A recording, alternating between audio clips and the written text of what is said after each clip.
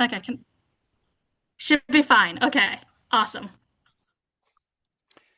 All right. Hi, everybody. My name is Howard. As I said before this began recording, Howard Tayler, Tayler. Look me up on search engines. That's got a more accurate CV than anything I can post to you. Um, I'm going to start with my three key takeaways for y'all. If you don't remember anything other than these three things, please remember these three things. First and foremost, this is a business thing. Own your audience. By the way, I'm assuming that I'm talking to people who want to, at some point in the future, become creatives, whether full time or part time or whatever. If you have aspirations to be a writer, an author, an animator, a filmmaker, a director, a producer, a whatever, creative, own your audience. Second, know your medium and your genre. And by know, I mean know deeply, understand at a foundational level your medium and your genre. And three, learn enough to have something to say. Um, I was talking with Lillian, and is it Christian or Christian? However you want to pronounce it, well, so Christian is okay. What do your friends call you? That depends on the language in which they call me. So Christian works well, or Christian. Christian. What are Anyway, I was talking with Lillian and Christian, and my friend, name dropping, Brandon Sanderson, when he was in college, he created a syllabus for himself, which was basically an MFA, Master of Fine Arts for Creative Writing. And then he studied psychology, biology, chemistry, history, and a bazillion things. And he went to his advisor, and the whole point of this was, he understood. If you want to make art, you need to learn how to make art, and then you need to learn enough to have something to say. There is no information that is available to you that will not be useful at some point as an artist. Anyway, the rest of this lecture is just clarification plus some supporting material. So if you want to tune out now and read your phone, I can't stop you. I encourage it, in fact, provided you're reading my comic at schlockmercenary.com because, hey, ad revenue for me. All right, let's start with own your audience. I'll use webcomics as an example, but this applies broadly. You can use Instagram or Twitter or Facebook or Meta, the names change, and that's actually part of the point I'm making. The names change so often that I can't keep track of them. You can use these free services as a host, but if you do that, then the person or the company hosting owns your audience. You don't own them. With a click of a button, with a simple acquisition, a billionaire with brainworms. These are all things we've seen, and your whole audience can just go away. So what do? Well, you need to own your platform. This process has been the same for 25 years now, 30 years now. You get a domain name, you pay for hosting somewhere, and you put up a page that has your stuff on it. At the beginning, it can just be a picture of you. Hi, I'm Josephine. I write short stories. And that's it. But as you begin creating content, maybe you're putting it on Instagram, maybe you're putting it on Meta, but everything you do should link back to that platform that you own so that if those turnkey platforms go away, you still have access to your audience. I own the schlockmercenary.com domain. I pay a tech guy to maintain the site. For our community of fans, we have a Discord community server called Hypernode Connect, and we pay for Nitro in order to make it shiny. You can find me on Blue Sky, howardtayler.bsky.social or whatever. And my profile there will lead you to schlockmercenary.com, writingexcuses.com, howardtayler.com. Maybe that's overkill, but but I own all three of those and I'm keeping them because that's how I keep my audience. Sorry, I gotta lubricate the uh, um, side note. I have a pill that I take that allows me to like other human beings, uh, but it tends to give me cotton mouth. And so I have a little cup of olive oil here so that my microphone noise isn't all. So I could give a 3-hour lecture on tech tools, best practices, etc. But this is basic stuff. This is what I call soup recipe stuff. From an old joke that a friend told me. How do you become a best-selling novelist? Step one, write a really good novel. Step two, well, the rest is a soup recipe. That wasn't really a very good one, but for web cartoonists, it was awesome. How do you become a successful web cartoonist? Find 10,000 people who are willing to, who love your work, who read your work, and the rest is a soup recipe. And when I say soup recipe, it's the grizzly bear soup thing. Step one, kill a grizzly bear. Step two, oh, that's all just a soup recipe. Okay. The hard part is coming up with an audience. The hard part is making amazing art.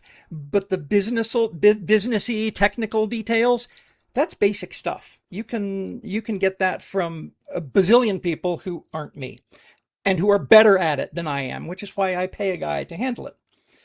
Okay, medium and genre. Before you make anything, you need to ask yourself why you picked that medium or that genre. And the answer really needs to be because the strengths of this medium, the strengths of this genre, are what will best support the story I want to tell. And when I say genre, I'm not talking about back cover copy. You pick up a book and the back of it will say, if it's a Schlock Mercenary book, humor, sci-fi. Okay, those are genres, yes. But fundamentally, there's what we, writing excuses, we called it the elemental genres in Writing Excuses season 11. It's the idea that a given genre, there is a key thing that keeps people turning pages. With fantasy, it's usually immersion. Why do we keep reading, Wheel of Time books or Aragon books or Lord of the Rings or whatever? It's because we want to go someplace else. Yes, there have to be characters, there has to be plot interest, there has to be whatever else, but fantasy immerses us in a world that isn't our own. Science fiction does some of the same things, but the big page turner for science fiction is sense of wonder. To the point that a lot of sci-fi authors will abbreviate that or contract that to sense of wonder. It's all one word. Social satire so Schlock Mercenary is science fiction, sense of wonder. It's also social satire. And when I created it, I did not know this. You can do better than I did. You can do a lot better than I did. I was very ignorant of my medium and my genre when I started. I got fantastically lucky, brilliantly fortunate, not brilliantly brilliant, brilliantly fortunate. Social satire is not the same as farce. My stories will satirize, will send up, will make fun of things like governmental overreach, gun control, healthcare, organizational management, fast food. But the story won't make fun of science fiction itself. I did in a couple of places make, sort of side-eye jokes at Star Wars or Star Trek or whatever, but that was not the main thrust of the strip. The main thrust of the strip was, I'm going to tell jokes about fast food or whatever, and I'm going to use science fiction and my setting as a framework to craft that social satire.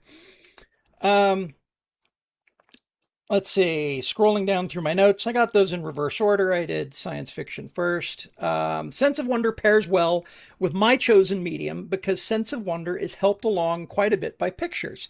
Let's talk about medium. Sequential art Why would you tell a book? Why would you tell a story in an all text novel as opposed to in a comic book? Well, a really good reason is I can't find anybody to draw the pictures and I don't want to learn how to draw. I just want to tell the story. You know what? That's a great answer. Know thyself.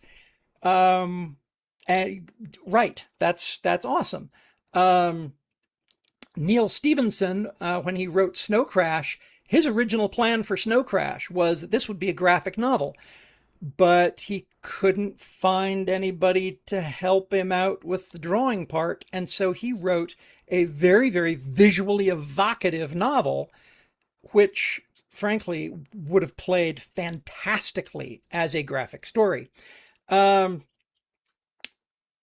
but sense of wonder, sequential art, pretty pictures, pausing to look at the pictures and just soak them. They say a picture paints 1,000 words. By that math, I cannot count how many millions of words I have written, quote unquote. Um, but I drew a lot of the pictures way more quickly than anyone could write 1,000 words. And some of that may have shown through in this book. Anyway, Schlock Mercenary is what it is because the other part of the medium, not just sequential art, is the 4-panel comic strip. 4 panels lend itself, and that format's been around for 100 years, lend itself well to the uh, establishment, beat, punchline. That framework, that makes it really easy to tell a joke. And the first law of the Schlock Mercenary universe is there's always going to be a punchline. Now, if you really want to internalize this lesson about medium and genre, know your medium, know your genre, pay attention to what you consume. TVs, books, movies, comics, games, whatever. And as you consume it, ask yourself, and really deeply ask yourself, why this medium, this genre was right for that story. What are the strengths that those mediums or genres bring to the story that is being told? For now, here's some examples from Schlock Mercenary, and I'm going to start with pages 8 and 9. And if I pull up a screen share, oh, I narrowed the window and the share button went away, and now there it is. Okay. Share. Boy, nothing is quite so professional as talking about the buttons I'm clicking as I click the buttons. Okay. Hopefully you've read this. First row here. Captain wants to see you on the command deck. The captain in air quotes. Wow. What's being said here? Well, we're establishing that Schlock has issues with the current captain. You don't need backstory for that, but we've given you a little in the story thus far. Next panel is just somebody making a face. No dialogue. It's just somebody making a face.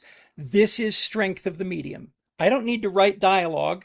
I don't need to write a thought bubble that says, "Erg, I'm so angry that Sergeant Schlock hasn't yet accepted that Captain Murtaugh is the captain and he should just accept that." I'm just trying to communicate that conflict with her face. And my colorist, Travis Walton, I would tell him with panels like this is an inset panel that conveys anger and frustration. And Travis would say, "Oh, okay." And when he colored the strip, he'd decided, red and orange with a little glow over the squiggle over her head is what will do it. And then we have the last panel. Just stow the attitude and get up there. And then Schlock says, "Can I finish drinking my bath first?" Why is that funny? I don't know, because it's an absurd thing to say, but also Schlock's an alien, and this is a very alien thing to do. I'm going to scroll down a little bit here. You wanted to see me, ma'am? I did, Sergeant, but that's not the form of address I want from you right now. You wanted to see me, sir. Many Gal West interspeciated services standardize on that, but sir isn't what I want to hear either. I'm going to give you a little bit of background. In many militaries, in the current setting, officers are always called sir. They're never called ma'am, regardless of gender. Why? Because sir means you're my boss. It is gender, it is, okay, it's gender neutral in the same way that he, him is, as a linguistic English default, is gender neutral, which is to say it's not really gender neutral, but the military gets a lot of things wrong. And this, we can argue, is one of them. And we could have this discussion for an hour and a half, and we won't. The point is, I was playing on something that I knew actually happened. This is a real thing. Call the officers sir instead of ma'am. But she doesn't want to hear sir. And then Schlock says, just tell me what you want, Captain. Outstanding! It slipped right out of your mouth when you were confused. We can make this work. She wants to be called Captain. This is significant because this is the relationship arc for the two of them for the whole book. Does she get to be a captain that Sergeant Schlock will respect? Next panel. I'm going to say it. I don't think you should get to be captain. I like how Captain Tagon's dad is being all organized and Commodore, but you're too new. New to you, Sergeant. Only 2 people in this company possess more military experience than I do. Wow, how close do you come to them? Because you don't look anywhere near as wrinkly as those guys. I'm now making an ageism joke. Is ageism funny? Well, I'm 57, so no, it's not funny. This was a bad joke for me to make. I shouldn't be punching down on myself. But there it is. And then we get to the end of this little sequence. I'm going to issue you a weapon. You've never carried a weapon like this. It's terrifying. It's awesome. Incredibly powerful. This is just a picture. This is just a card with my picture on it. It is diplomatic immunity. There is a bit of background information that's useful to have for this joke. Sergeant Schlock is the epitomizing of appetite and violence. He's an alien.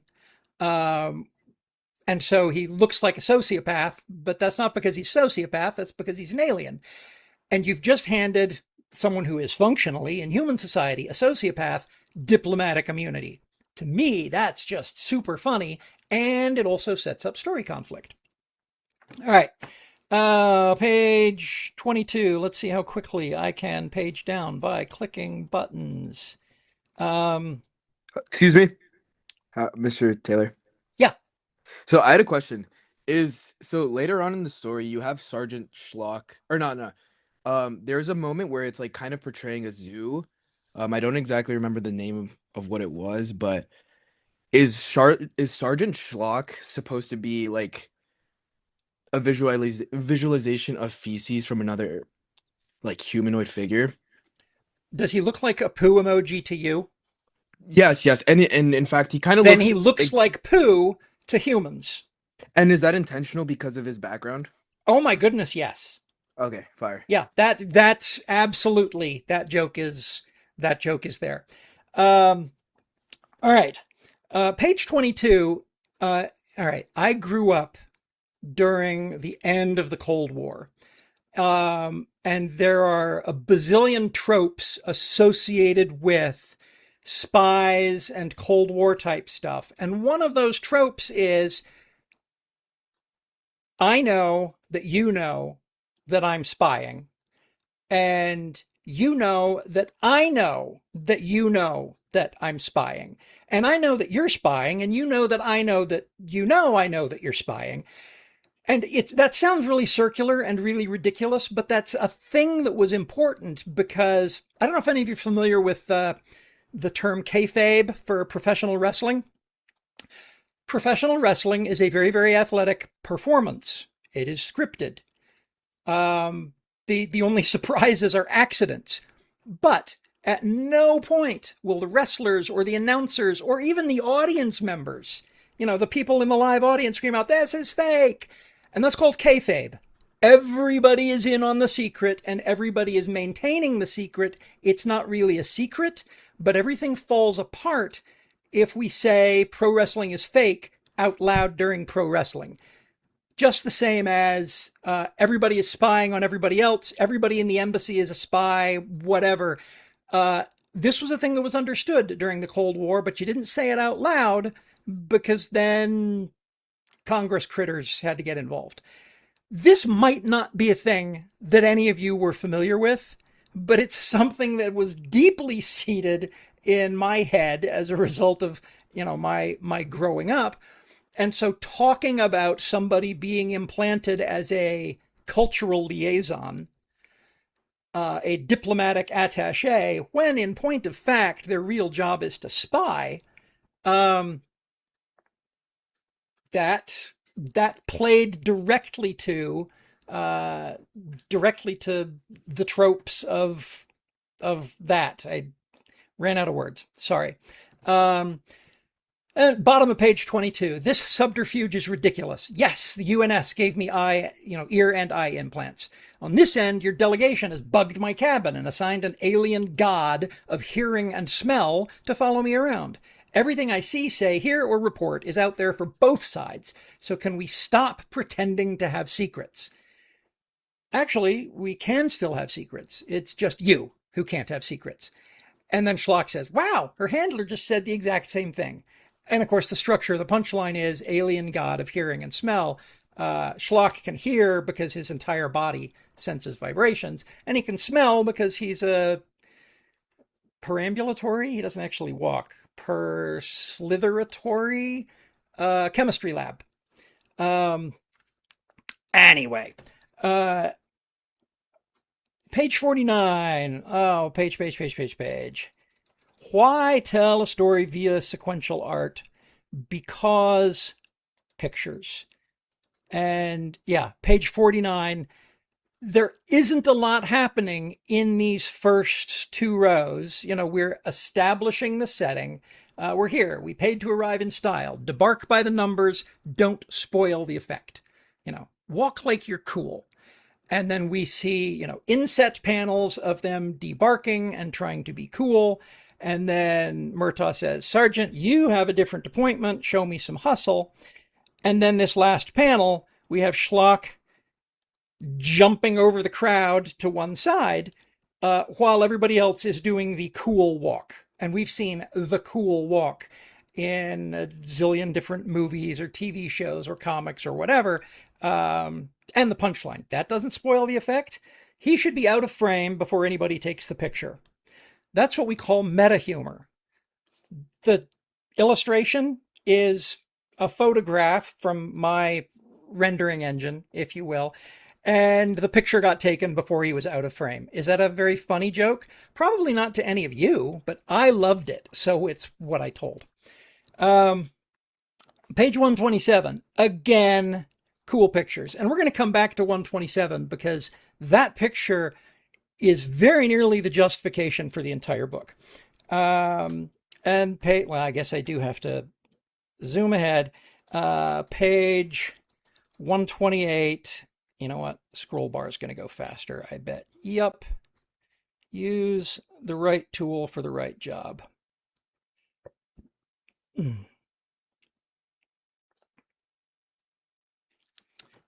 I know we're in a hurry, Lieutenant, but before I start taking orders, we need a contract. It's Captain now. The contract's on the handbrain. This is just a number. By the way, that moment where we break the dialogue bubble and across the gutter is the space between the panels, break the dialogue bubble across the gutter and change the facial expression as we do it. That is something that sequential art is good at. It is something that TV and movies can do. As someone's reaction to a thing happens while they are reading the thing, it's harder to do in a pure text setting, in a novel or a short story. It's just a number. How come her number has so many more zeros than mine?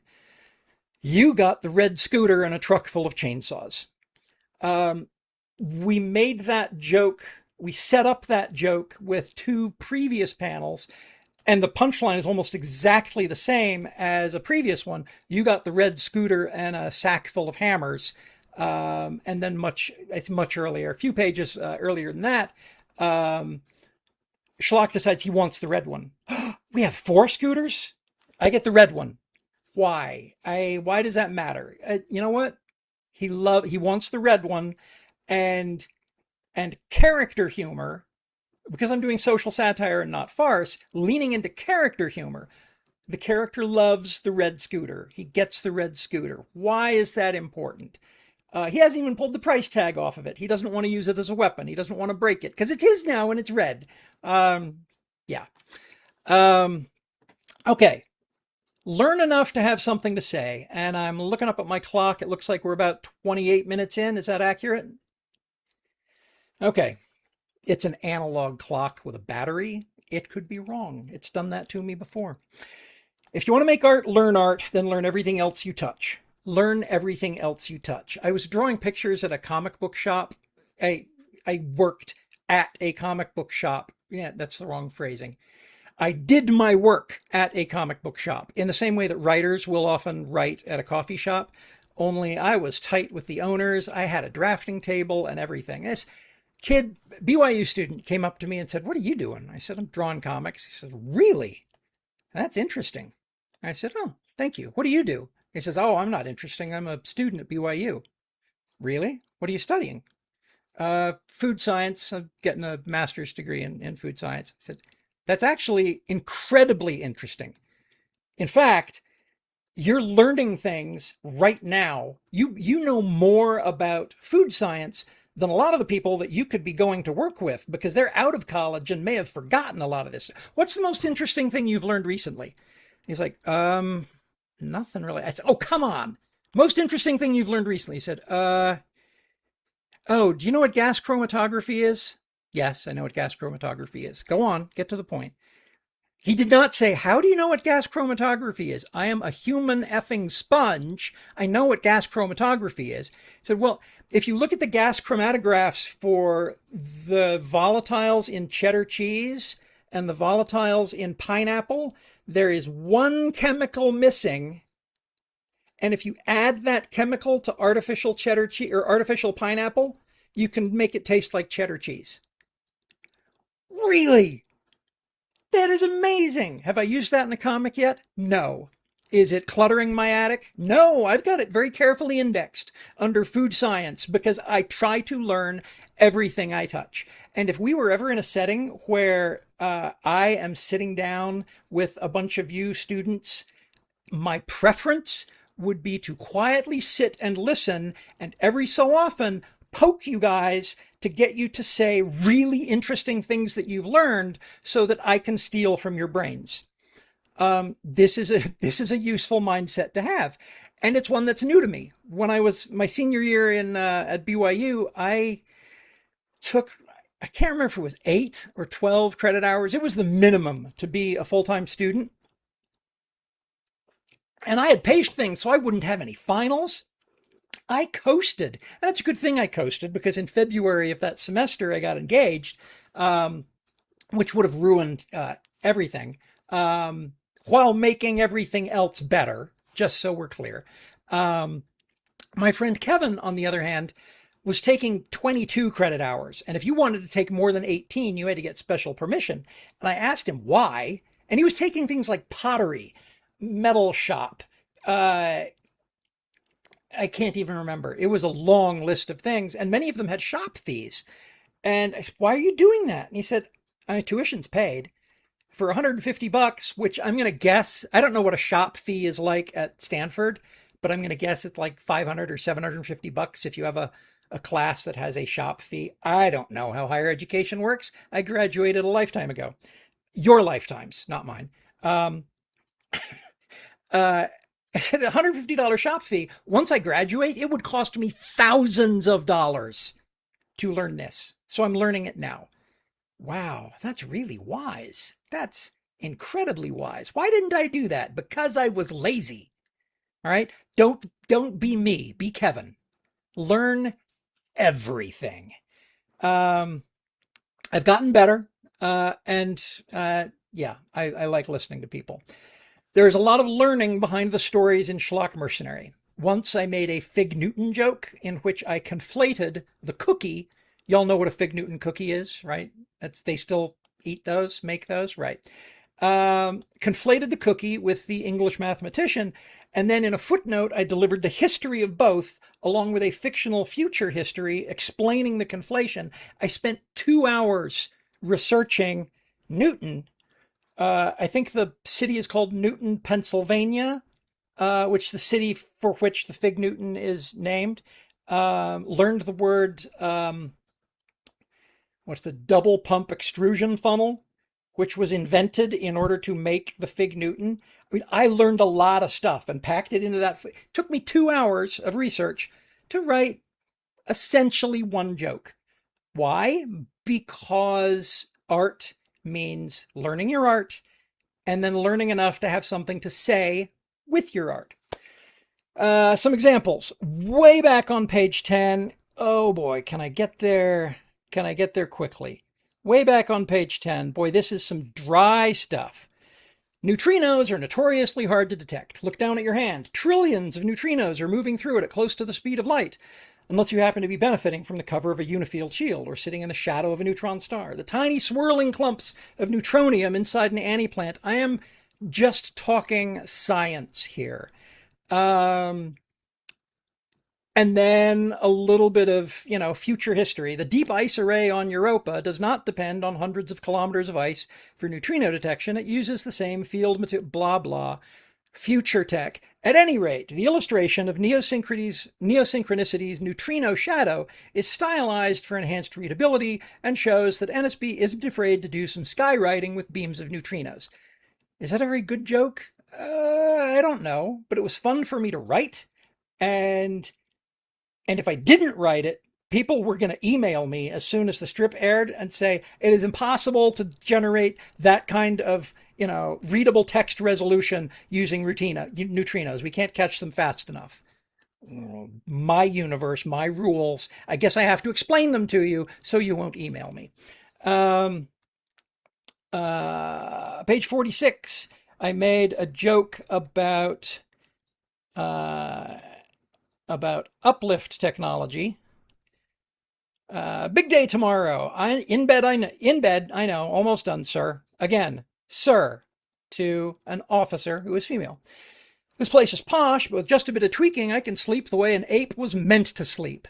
The way a mega year of evolution demands that I sleep. And what I'm setting up now is, for the reader, oh, apes. How do apes sleep? Oh, that's right. They build like nests of straw and leaves among the trees. At least that's the way some of the gorillas in Africa do it. I don't know if that's all apes. And then we see him run and jump into apes evolved to sleep in pillow forts, as far as you know. I love that joke. Why is that funny? Well, because it's deep commentary about culture and cross-cultural understanding. How much does Shell really know about the culture and biology and uplift tracks of the sapient apes around her? Not enough to argue with the ape who wants to hide in a pillow fort. Is that funny? I found it funny. I love the joke. Also, pillow fort is, in terms of punchlines, you want to put your payload, the funniest phrase, as close to the end of the punchline as you can. And pillow fort's a pretty good word to put right at the end. It just rings well. Should you learn poetry in order to be a good writer? Yes, obviously, because then you learn things about the way the sounds of words, work. Page 107, the science of reflection versus the science of lensing. Let's see, was it 118, first row? Is that the right place? Skimming my notes. Nope, come on. Scroll. Nope, it's not 118. 125. No? Where'd it go? 110. Sorry.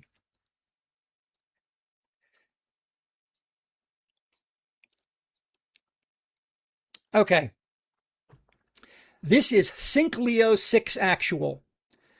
There is a lot of military speak jargon in here. CINC is Commander in Chief. That is an abbreviation used by the United States military now. LEO, Leo, it can mean law enforcement officer, sure, but it also means low Earth orbit. And so Sync Leo, hyphenated, means Commander in Chief, low Earth orbit. What does 6 mean in radio speak? Well, 6 means command. Commander-in-Chief low Earth orbit is not just a person, it is a body of officers, adjutants, honor guard, whatever, who surround the commander-in-chief. But Sync Leo 6, just like, Alpha Team 6, 6 is the bottom of the clock on an analog clock. It's the rearmost. It's the rear echelon. It's the person in charge. Okay? But the person in charge might not be the person talking on the radio. You might be talking to the person in charge's communications officer. Sync Leo 6 would be the communications officer for the commander-in-chief low Earth orbit. But Sync Leo 6 actual means you are talking to the actual commander-in-chief of low Earth orbit, the full. That's a lot of unpacking for 4 words, 2 of which are abbreviations. But if you get it wrong, then people who've been in the military, people who have actual expertise in the field where you don't. I do not have military expertise. People who have actual expertise, you'll knock them out of the story. They will read it like, that just sounds like gibberish. Well, that's because military radio speak sounds like gibberish to me, and so I made a joke out of it. I made that joke several times in the early days of Schlock Mercenary, and I have repented of that. Learning how jargon works allows you to write believable dialogue. Anyway, Parkata Urbatsu, which I mention on page 125, I introduced it in a different book, and I love it. I studied karate for about a year, and so I learned kata, which are, non-sparring martial arts forms. Tai Chi is a lot like kata. You go through the forms, you move your hands, your body, your feet, as if there are people to fight with, but it is all memorized movement, and it builds strength and flexibility and so on and so forth. Parkour is urban running, French word. Parkata Urbatsu is the martial art of urban movement and urban combat. It is, those videos you see, YouTube videos of people, skateboarding down rails and jumping, off the side of a building and onto one of those little concrete posts that keeps you from slamming it into an ATM and doing flips and whatever and all that. Okay, take that and now make it a martial art where you're doing that while fighting. Okay, that's Parkata Urbatsu. And I made the joke, and I'm not even on the right page. I'm so sorry. 125. Right there. Catherine once said she trained Schlock in Parkata Urbatsu. The advanced katas include using vehicles as stepping stones. And Catherine's a pretty good teacher, but I think Schlock just performed a doctoral dissertation. And this is college humor. Doctoral dissertation is, I gotta say this correctly, high stakes performance art. Okay? The stakes are quite high, especially doctoral dissertation defense. You are standing up and defending the stuff that you're doing something amazing and hopefully, new. And we have an illustration of Schlock having bounced off of multiple vehicles while traveling. All by itself, Schlock doing that's fun, but it's not funny.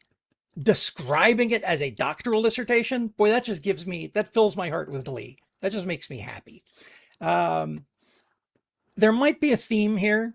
And one of the themes is that I write the stories that I want to read. I tell the jokes that make me laugh.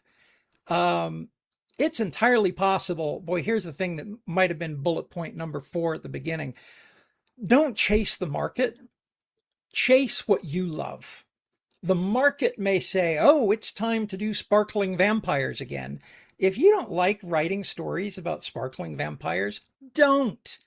If you want to write stories about, werewolves who, even when they're not werewolves, always smell like wet dog, go for it.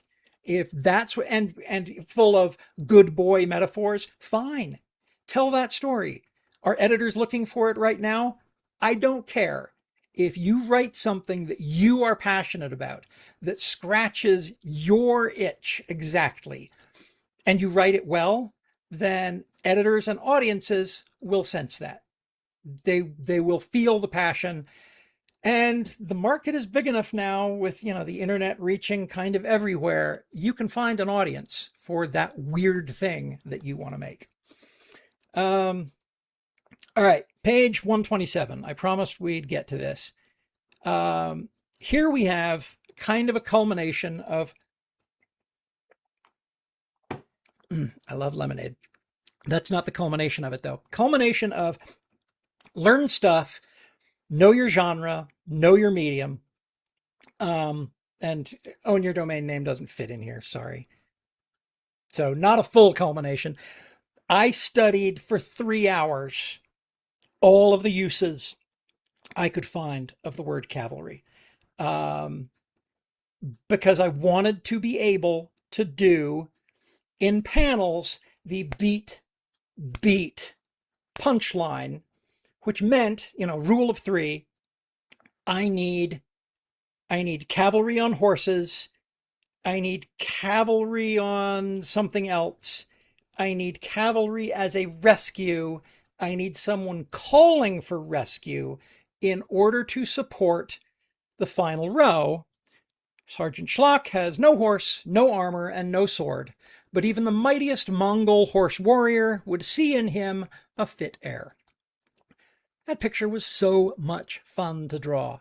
So much fun to draw. And I even stole, at this point it's not stealing. It's a trick that Jack Kirby taught us, which is if you let the characters, foremost appendage, might be a fist.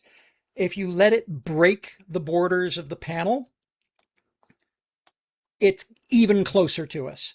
A good example of this in another medium, the 2016 Ghostbusters Answer the Call.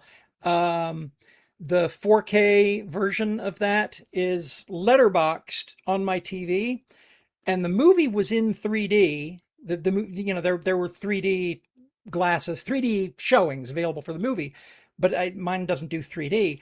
But some of the effects of the plasma streams and ghosts doing stuff will break out of the letterbox and use my whole TV. It is so stunning to watch. And in watching it, I realized, okay, whoever built this, I say DVD, Blu-ray, whoever built this Blu-ray understood their medium. Well, this is going to be letterboxed on most TVs. That means I have some black space to work with above and below the picture. What can I do with it?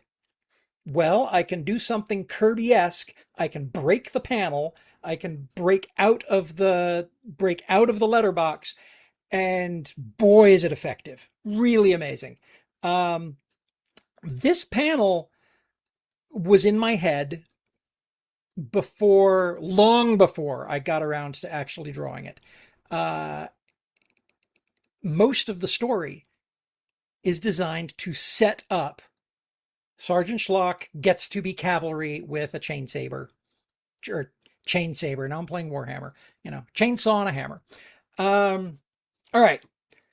Bonus question, if you want to go back and do homework, which of course all of you do, since I'm sure as college students you don't have enough homework. That's sarcasm, probably ironic sarcasm. Um, Bonus question: how many strips that came before this page can you identify that were deployed in exclusive support of making this joke land? You know, is it hammers? Is it red scooters? Is it cavalry? Is it rescue? What are the things that make this panel work? And alternative bonus question: if for whatever reason, please don't identify yourselves, I'll feel bad, this panel doesn't work for you. Oh, that's not funny. That's just boring. Figure out why. Why doesn't it land for you? Because that lesson is every bit as valuable as the other one. And now I've gotten in my version of the notes to the part labeled errata, so I think we should open it for questions. Ask me anything. No, seriously, I am a mediocre white dude. I can answer any question. Some of them accurately. I have one, but if anyone in the audience has one first they want to share, feel free to raise your hand and we can call on you. Oh, let me unshare so that we can see faces. I'm so sorry. No worries. Oh, that's right. The button is on the other screen. Stop Might have sharing. migrated. Yeah, that's life in the 21st century, man. It is weird. Yeah, that's true. I actually have okay, I'm gonna share my screen Oh, now. sorry. So Vincent Barletta. Is that your artwork for your profile picture? That's good looking. Well done, sir. No, it's a joke about AI at a certain time when AI did really terrible job at doing pictures of you. So I just gave it a photograph and said, do an AI version of this, Oh, and that's what it well, gave me. And it looks nothing like me, and so it's a really good render. AI is good at yeah, doing renders. yeah. It's No, not good at actual I art. like the image actually. It looks Yeah. better than me, but it looks nothing like me. There are so many pictures of me that look better than me. All right, questions. Vincent, did you have a question? Or okay, then I'll. Oh wait. No, no, no. Go ahead. I don't have a question. I was just responding Yep. to Howard's Okay. comment. Yeah. No worries. So, I was curious when I was reading the comic. I believe I'm screen sharing. You On are? page 67 and on different pages, you have the gutter in between panels that looks like it could be basically just consecutive. I'm curious why you still added the gutter though. Just Oh, why is there white space between panels? well, specifically like the ones like on page 67 here with Captain Solely and I forgot her name. Why there's a white gutter when it looks like it could just be one Oh, why is she picture. breaking the gutter there? Okay. Yeah. Um, a wee little bit of backstory. Understanding Comics by Scott McCloud. There's an entire syntax to comics as sequential art. Anytime there is a gutter, time has passed. Oh. Okay? If there was no gutter there, then what has happened here is that if there was no gutter in Sorley's version of the panel, right now I'm not, the room is jammed, so the feeds are caching locally. Catherine is not leaning in. Catherine is standing back listening. Okay. And then we have the gutter, we have, another moment in time passes. Catherine leans in and delivers her line of dialogue. And then we have the two of them, doing the final reaction. So syntactically in comics, assuming the artist knows what they're doing, and in early Schlock Mercenary, that is not a safe bet. Early 2000 to 2005. Anytime you see a gutter, time has passed. Anytime you don't see a gutter, the cartoonist, the illustrator is treating that panel as one logical moment, even though it might be, 2 minutes of expository dialogue. You'll see this a lot in comic books. The first page of like a superhero comic, You might see a top down or a long shot of Hmm. people walking with lots of dialogue. Well, that's 4 minutes of conversation and it's all one picture. How is that all one moment? Because we've pulled far enough back Hmm. that, as far as the camera is concerned, as far as the story is concerned, this is one moment. Hmm. That's really That's a cool. Thank you. great question. Okay, I'm going to stop sharing my screen and then any questions from the audience?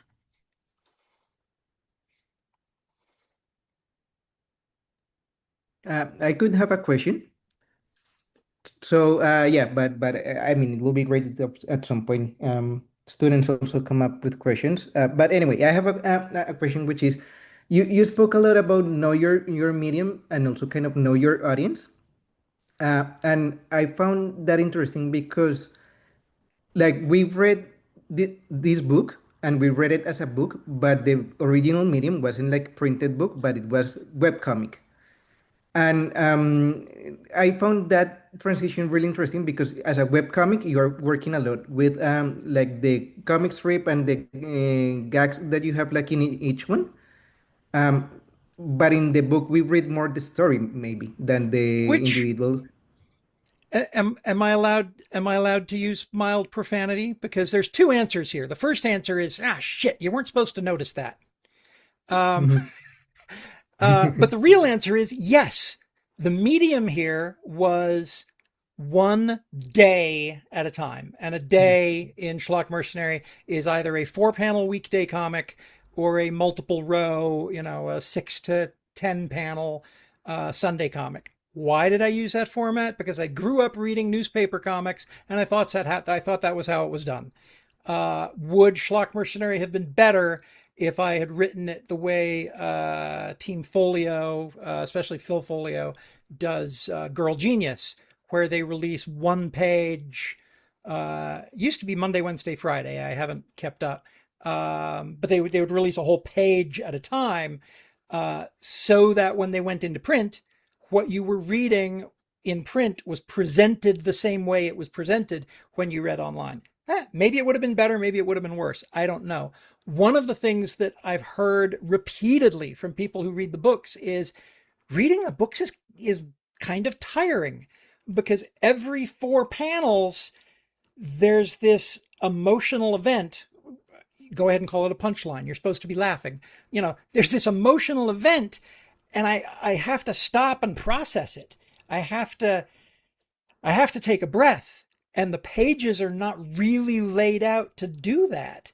Well, that's because paper's expensive, and I wanted to go 8.5 by 11. I didn't want to do you know, a, I don't know if any of you remember the old newspaper comic collection books like, Garfield or whatever, where the book was oriented more like the newspaper comics. I didn't want to do that.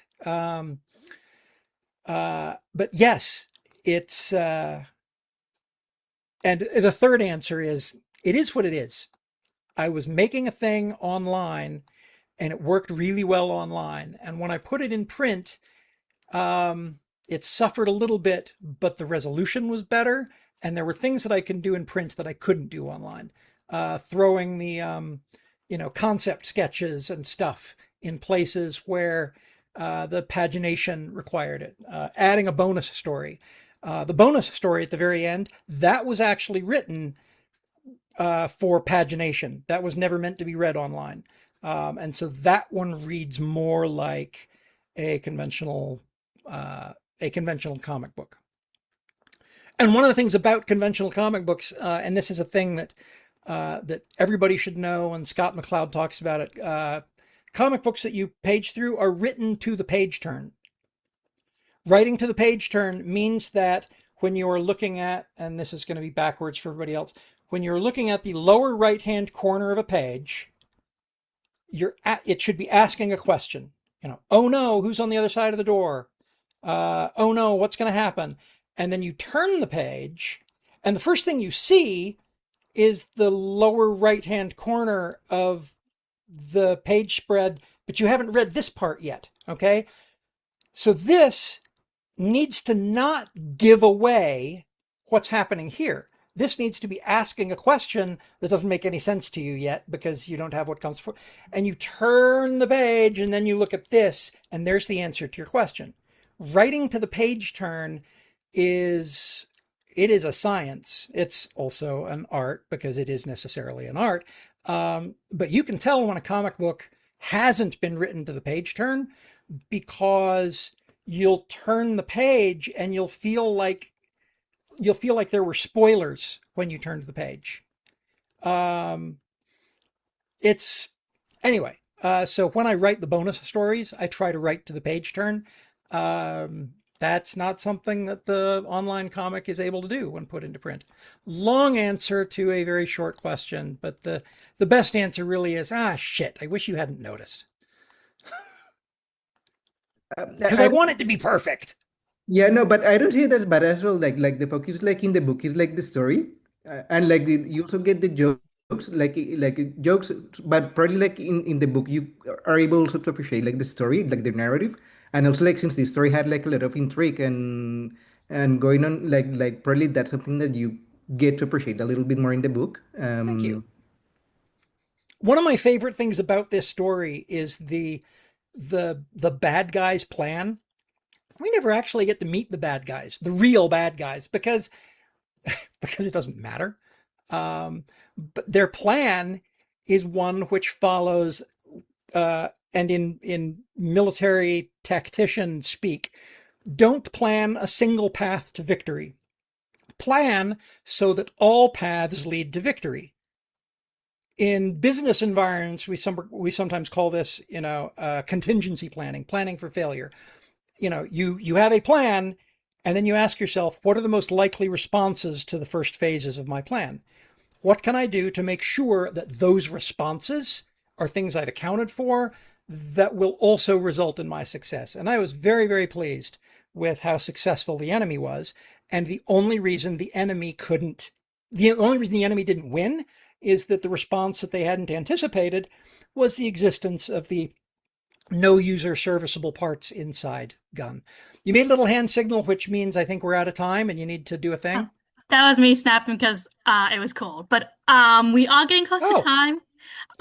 is that a cultural, like an applause thing? Like, Probably in some, okay. I Well, I don't know know, in real like spaces. Venezuela, they do that. Yeah, They snap. that and then ASL applause. But yeah. Oh, cool. So I have one last question. But before, as you're thinking, let me restart. Before you leave, please fill out this exit ticket to show your attendance. It is in the chat now. Please make sure you fill it out. And as a reminder for students, ba ba ba ba ba. Here we go. Our next and last class session will be on week 9, March 4th, with Caroline Bailey, and will be in person at Pickett Hall from 12 to 1 p.m. So please mark that down. And I already mentioned that if you don't come to a class, please have your one-page reflection ready by the end of the quarter on March 13th. I'm being greedy now. My question before we leave. So Schlock Mercenary, you started it in 2000, so quite a while ago. And as you will mention to us earlier, your experience and your writing style and craft has changed a lot over time. Did you ever worry about like losing your original audience or fan base, from when you started to as you progressed and developed as a writer?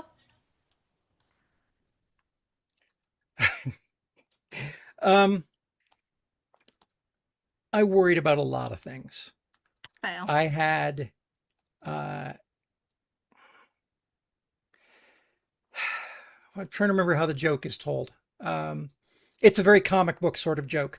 Oh, he doesn't have issues. He has long boxes. Long box is a cardboard box that is used to store issues of comics. Okay, that was me. I did not have issues. I had long boxes. So many things to worry about.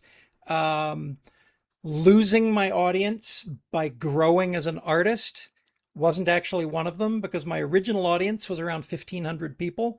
Just straight out of the gate, a little bit of crosstalk, and we had about that many people reading. But by 2 years in, there were 20,000 regular readers, and uh, the feedback I got from them on forums and via email and whatever else was often feedback along the lines of, wow, this is fun. I'm along for the ride for whatever you do. And I only need one person to tell me that for me to feel like I have permission to grow as an artist and tell the story I want to tell. There might be 10,000 people who are going to be pissed off that I killed off their favorite character and I learned to draw like someone who draws better than I do. That's also a long list. But I didn't have the headspace to worry about that because there were a lot of other things I needed to worry about. While I was creating this, our youngest two children were born. 9/11 happened 15 months after I launched Schlock Mercenary. The Schlock Mercenary is older than Twitter and Facebook. It is older than the MCU. Iron Man came out in '08. Schlock Mercenary came out in 2000. I've been doing this a long time and I'm old. Yeah. So there were a lot of other things for me to worry about. The biggest worry was when we quit the day job. When I say we, Sandra and I agreed that I would be quitting my day job and she didn't have one. How are we going to pay the bills? And there was 18 months of the metaphor she uses is the video game Legend of Zelda, Link crossing a lake of lava using ice arrows. And you shoot ice arrows into the lava and run, and you're not going to get all the way across, but there's another little urn of ice arrows over there. And so if you can get to that and get more ice arrows. So that was her for 18 months, was playing Legend of Zelda with our money and trying to figure out how to stretch it.